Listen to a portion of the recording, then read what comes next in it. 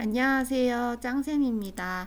24년도 하반기 간호조무사 국가시험 문제를 살펴보면서 그와 관련된 내용들도 한번 정리해 보도록 할게요.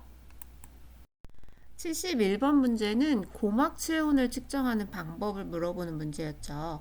고막 체온 측정할 때 여러분들 방향, 얘가 중요하죠. 그래서 그림 문제였어요. 그래서 아래 그림과 같이 어느 방향으로 당기냐였는데 성인 같은 경우에 귓바퀴를 후 상방이었죠.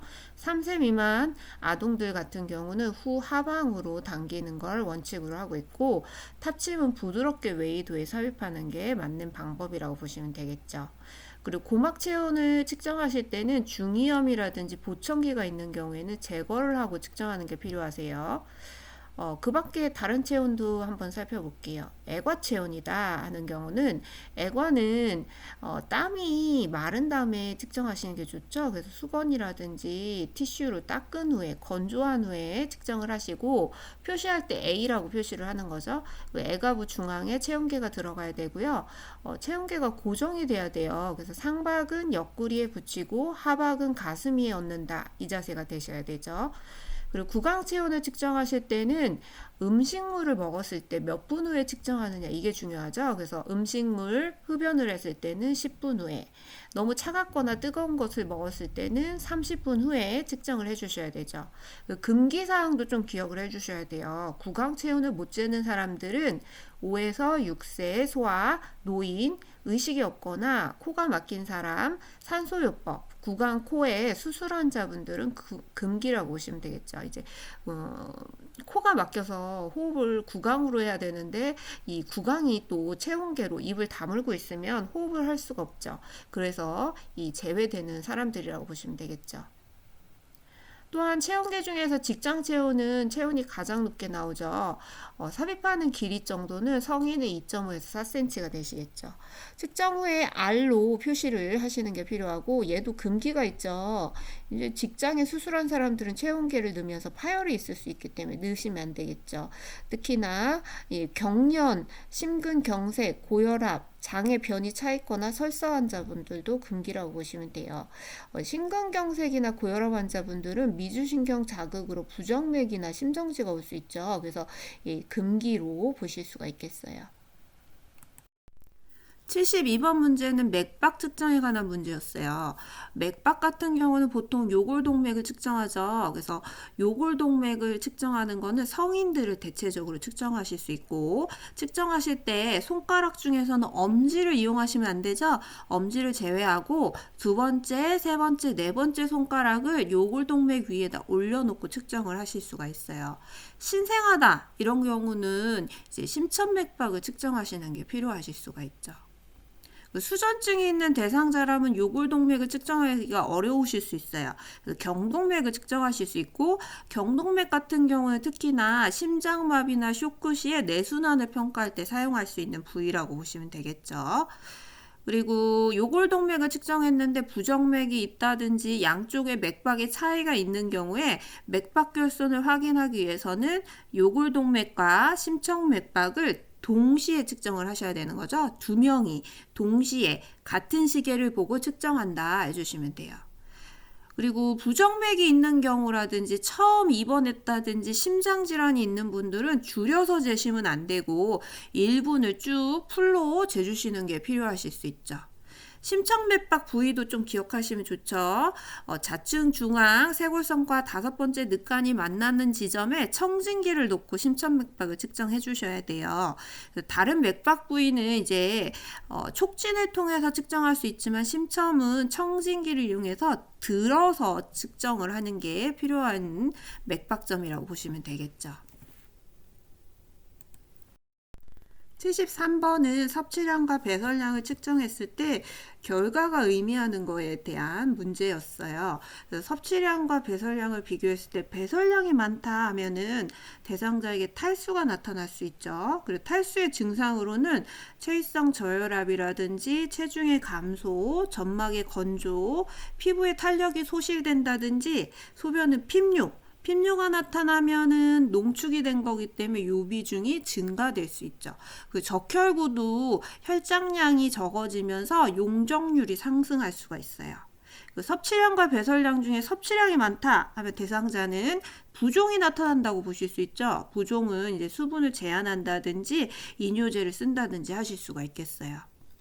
그리고 섭취량, 배설량 중에 측정해야 되는 내용들도 기억을 해주시면 체내로 주입되는 용액들이라든지 경구로 먹은 거, 주사제로 들어간 거, 수혈한 거 모두 섭취량에 포함을 해주셔야 돼요. 배설량에는 대표적인 애가 소변이 되실 수가 있고 상처의 배액물들이 대표적이실 수가 있죠.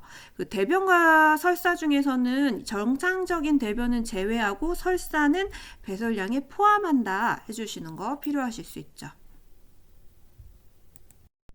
74번은 간헐적 위간 영양을 할 때 주의사항이 되시겠어요. 찬 영양액을 공급하게 되면 설사를 유발하실 수 있죠. 그러니까 체온보다 약간 높은 실온 정도로 유동식을 데펴서 영양을 공급하시는 게 필요해요. 그 영양액은 속도가 또 너무 빠르게 주입을 하시면 구역이라든지 설사가 유발될 수 있죠. 그래서 1분에 50cc 이상 주입하지 않도록 하시고 골반이나 위에서 30에서 50cc 정도의 높이로 영양백을 위치하셔야지 이 주입 속도가 맞으실 수 있죠. 뭐 80cm다 이렇게 하면은 영양액 속도가 더 빨라질 수가 있는 거죠. 그래서 30에서 50cc가 적당한 높이라고 보시면 돼요. 주입하기 전과 후에는 미온수를 15에서 30cc 정도로 주입하실 수 있는데 주입 전에는 위관의 개방성을 유지하기 위해서 주입 후에는 위관을 세척하기 위해서 투약하실 수 있죠. 여기서 뭐 공기를 주입한다, 비위관으로 공기를 충분히 넣어준다 이런 것들은 다 틀린 부분이라고 보시면 돼요. 제거할 때나 공기를 주입한 후에 제거를 하실 수가 있는 거죠. 그리고 위관 영양할 때 자세는 반자위예요. 구강과 비강에 간호를 신경 써서 해주시는 게 필요하고 영양이 끝난 후에는 30분 동안 앉는 자세를 취해 주셔야지 흡인이라든지 소화를 촉진시킬 수 있죠. 그리고 영양액을 주입하기 위해서 위관을 삽입하실 때 위치가 잘 들어가 있는지 확인하는 방법으로는 공기를 주입하고 청진기로 청진을 해보는 방법이라든지 위액을 흡인해봐서 폐하지에 테스트를 했을 때 산성을 띈다든지 엑스레이를 찍어본다든지 세 가지 방법으로 확인하실 수가 있죠. 위액을 잔여물은 영양을 공급하는 중간중간 확인하실 수 있는데 간헐적 영양 시에는 매 급식 전에 직전에 확인을 하시는 거고 지속적 영양을 하실 때는 4시간마다 위에 잔여물을 확인하시는 거죠. 100cc 이상이 나왔을 때는 영양액을 보류를 하시는 게 필요하실 수가 있고 그 잔여물 확인한 내용물들은 다시 밀어 넣어서 위에 넣어 주시는 게 필요하죠. 전해질 불균형을 유발할 수 있기 때문에 버리지 않도록 하시는 거 필요하시겠어요. 75번은 목적에 따라서 관장을 뭐라고 불리느냐 하는 문제였어요. 문제에서는 우유와 당미를 사용해서 장내에 가스를 배출하는 관장은 무엇이냐라는 문제였죠. 답은 구풍관장이었어요. 보기에 있는 관장들도 살펴보시면 수렴관장이라는 표현이 나오는데 지혈을 위해서 하는 관장이죠. 명방과 물을 혼합해서 하는 관장이라고 보시면 돼요. 그 용수관장이라는 표현이 있는데 용수관장은 이 손가락으로 이렇게 파내는 식의 관장이라고 보시면 되겠죠. 그 글리세린 관장이다 하면은 윤활하는 관장으로 이제 배변을 배출하는 청정관장의 한 가지로 보시면 되겠죠. 그 밖에도 정체관장이라는 게 있죠. 정체관장은 치료 목적으로 장내에 오랫동안 이렇게 보유하게 하는 관장으로 대장 조영술을 할 때 발윤관장을 할 수 있고 고칼륨 혈증인 대상자에게는 K엑살레이트라든지 칼리메이트를 사용할 수 있어요. 그 간견병증 이제 이런 대상자에게는 락툴로즈를 이용해서 정체관장을 시행하실 수가 있겠죠.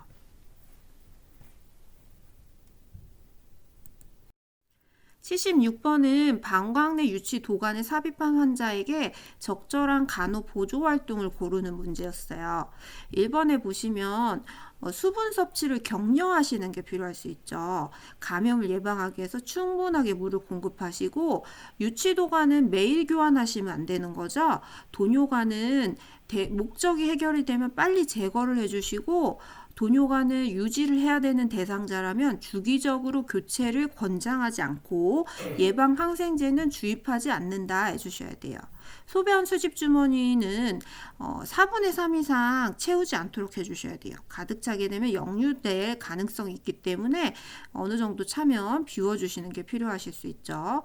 소변 수집 주머니는 방광보다는 항상 낮은 위치로 유지를 해주시고, 유치 도가는 소변 수집 주머니까지 폐쇄 체계를 유지하시는 것 되게 중요하실 수 있죠. 적절한 회음부의 위생관리라든지 돈요관을 잠그지 않는다든지 돈요관이 꺾이거나 꼬이지 않게 봐주시는 거 되게 필요하실 수가 있어요. 다 감염을 예방하기 위한 방법이라고 보실 수 있죠.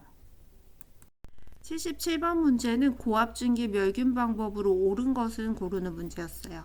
고압증기 같은 경우는 가장 안전하고 경제적이고 독성이 없고 소요시간이 짧은 게 특징이죠.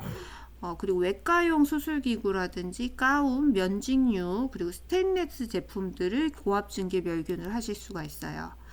무거운 물건 같은 경우는 아래에 놓으셔야 되죠. 가벼운 건 위에다, 꾸러미는 한 60cm를 초과하지 않게 하시는 게 필요하실 수 있어요.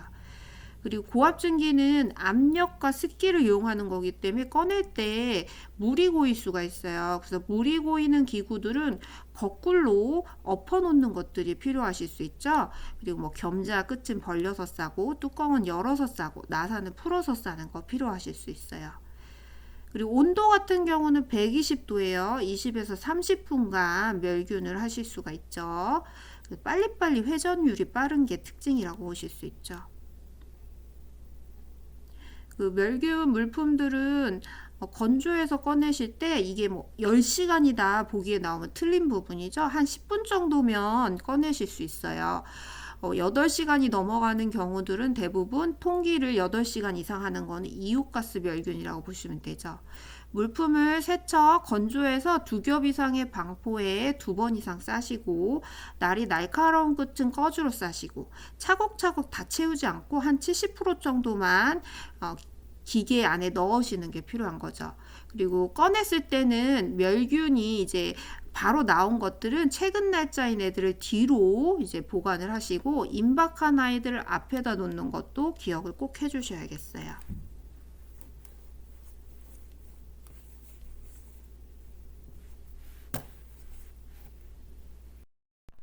78번은 손소독에 관한 문제네요. 물이 없는 손소독제를 사용하는 경우는 언제냐 하는 문제였어요. 물 세척을 하는 경우는 눈에 보이는 오염물이 있을 때 물 세척을 하죠. 30초에서 1분간. 그리고 눈에 보이지는 않지만 뭔가와 접촉을 했어 하는 경우들은 알코올 제제 손소독제를 이용할 수 있고 10에서 15초 동안 마를 때까지 문지르는 게 필요하실 수 있죠. 보기에서는 뭐 혈액이 묻은 경우, 화장실을 사용한 경우, 눈에 보이는 오염물이 있는 경우, 아포를 형성하는 세균에 오염된 경우는 물 소독을 해야 된다라고 보는 거죠. 그리고 답이었던 환자의 침대를 만진 후에 얘는 이제 손소독제를 이용해서 가볍게 닦아주셔도 되는 경우라고 보실 수 있죠. 그 밖에도 손소독이 필요한 시점 한번 같이 보시면 환자를 접촉하기 전, 후 다 손소독이 필요하죠. 그리고 청결이나 무균수를 시행하기 전에 체과 분비물에 노출될 위험이 있는 행위를 하고 난 후에 환자의 주변 환경과 접촉 후에는 손소독을 꼭 시행한다. 기억해 주시면 되시겠어요. 79번은 멸균 용액을 따르는 방법에 관한 문제였어요. 우리 멸균 용액을 따를 때는 드레싱 준비부터 마칠 때까지 용액병을 계속 열어 놓으시면 안 돼요. 바로바로 닫는 거 습관 들이셔야 되겠죠. 그리고 병의 뚜껑을 열은 다음에는 뚜껑은 들고 있을 때는 멸균된 내면이 아래로 향하게, 내려놓을 때는 멸균된 내면이 위로 향하게 놓아주시는 거 필요해요. 병에 부착되어 있는 라벨은 꼭 위쪽을 향해서 들으셔야지 내가 따르면서도 용액을 다시 한번 확인하실 수가 있죠. 용액병의 가장자리는 오염된 것으로 간주되기 때문에 용액을 소량 따라버리고 사용을 해주셔야겠어요.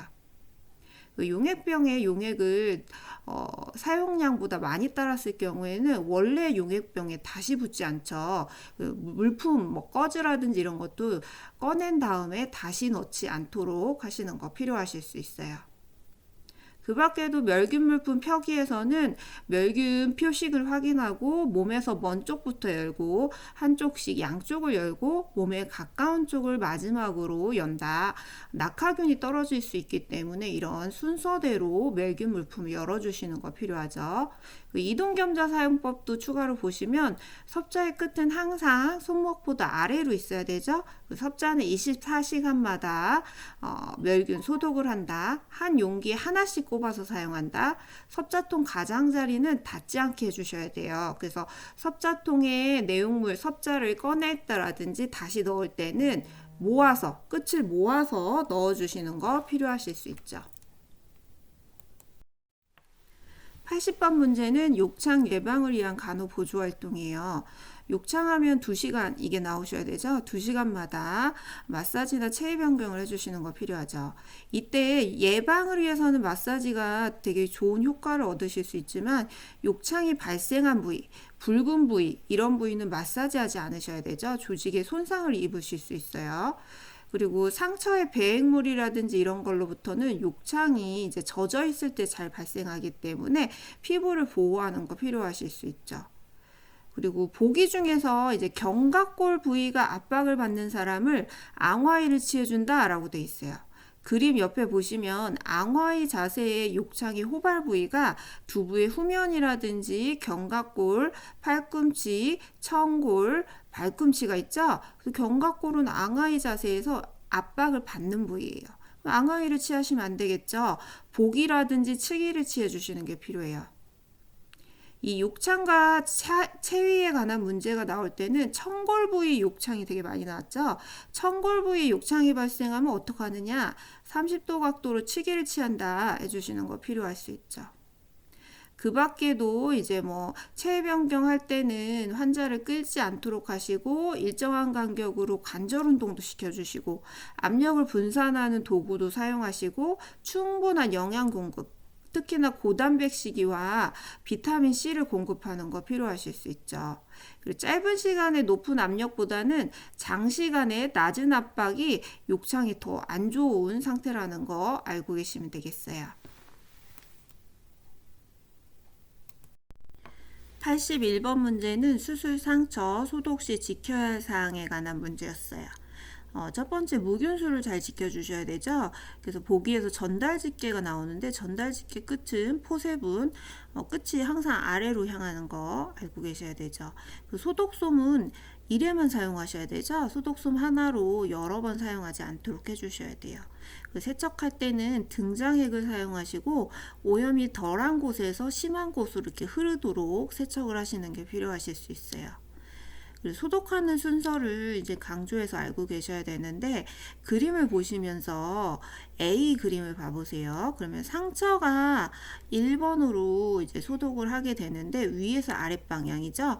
그 A 그림 같은 경우에 주위 피부보다는 상처 부위가 깨끗하다고 간주를 하는 거죠. 그래서 상처 부위를 먼저 닦고 위에서 아랫방향에서 왼쪽을 먼저 닦고 오른쪽, 왼쪽, 오른쪽 A 그림에 닦는 방향이 되시겠어요. 그리고 B 그림 같은 경우도 중앙에 있는 상처를 우선 중심으로 해서 옆으로 닦는 거죠. 가로로 닦을 때 왼쪽을 먼저 닦고 오른쪽을 닦는 순서가 되시겠어요. C 그림에서는 배액관이 있는 거예요. 이렇게 배액관 같이 돌출되어 있는 상처 같은 경우는 안에서 바깥쪽으로 원을 그리면서 닦아주시는 게 필요하죠. 그리고 배액관과 상처 부위가 이중으로 있는 경우에는 상처 부위를 먼저 소독하시고 배액관을 뒤에 닦아주시는 게 필요하죠. 그 밖에 상처 소독이 끝난 다음에 세척을 세트 같은 거를 세척하실 때 혈액이나 점액이 묻었을 때는 먼저 찬물로 닦고 비누와 뜨거운 물로 닦는 거 필요하실 수가 있죠.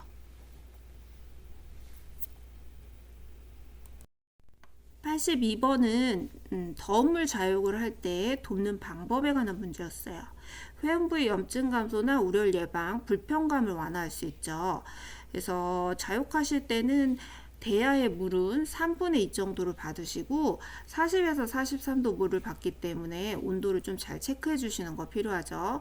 그 대야의 엉덩이를 담글 때 이제 쭈그려 앉지 않도록 교육을 해 주셔야 돼요. 피가 물려서 순환을 방해할 수 있어요. 자욕은 한 번 할 때 5에서 10분 정도 하시고 하루에 3번에서 4번 정도로 시행하시죠. 그리고 허약감이라든지 피로감이 나타날 수 있기 때문에 자육이 끝나면 혼자 일어나지 않게 이제 좀 부축을 해주시는 것도 필요하실 수 있죠.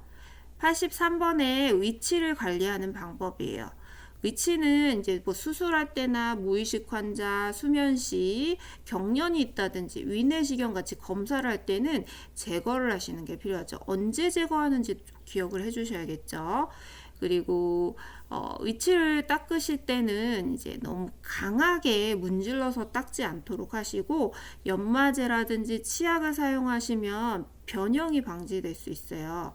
그 뜨거운 물도 사용하시면 안 되겠고요. 세척한 위치를 직사광선에 이렇게 건조시키면 변형이 발생할 수 있죠. 그래서 보관하실 때는 항상 불투명한 뚜껑이 있는 통에 미온수를 받아가지고 담가 놓으시는 게 필요하실 수 있죠. 세척하실 때는 찬물로 칫솔을 이용해서 이제 부드럽게 닦아주시고 싱크대에 이제 수건을 깔아놓고 세척을 하시면 떨어졌을 때 파손을 방지할 수 있죠. 그래서 그것도 같이 관리 방법으로 기억해 주시면 되시겠어요.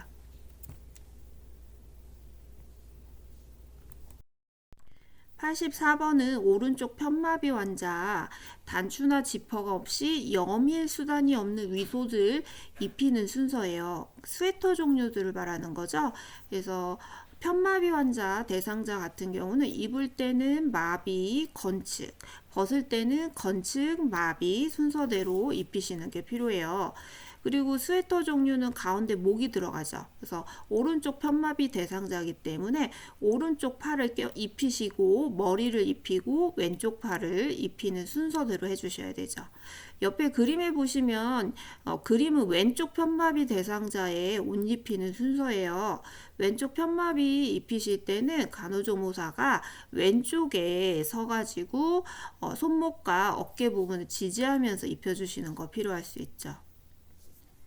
85번에 환자의 손 관리를 돕는 방법이에요.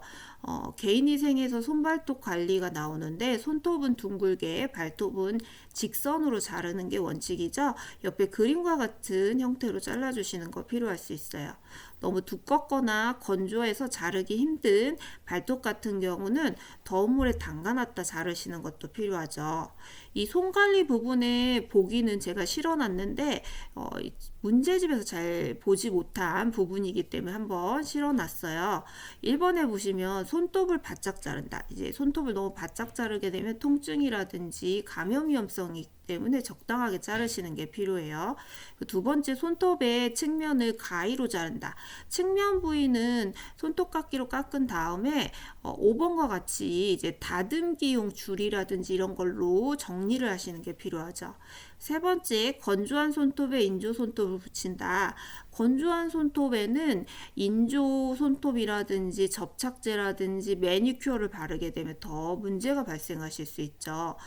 여기 뭐 이렇게 영양이 될 수 있는 오일 종류라든지 이런 걸 발라주시는 게 더 도움이 될 수 있죠. 마무리 단계에서 손가락 사이에 물기를 남겨둔다.